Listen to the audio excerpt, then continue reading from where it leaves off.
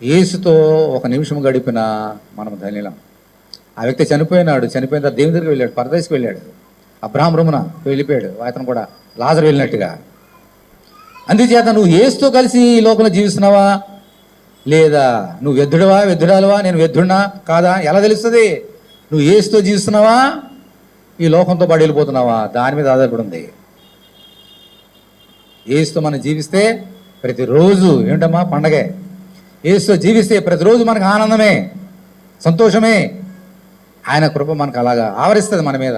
ఆయనతో కలిసి జీవిస్తే నరకానికి వెళ్ళిపోతున్న కొన్ని క్షణాల్లో నరకానికి వెళ్ళిపోతున్నటువంటి వ్యక్తిని హక్కుని చేర్చుకొని ప్రభువా నన్ను క్షమించినప్పుడు క్షమించి వరమిచ్చాడు ఆయనకి. దేవుని స్తోత్రం, హల్లెలూయా.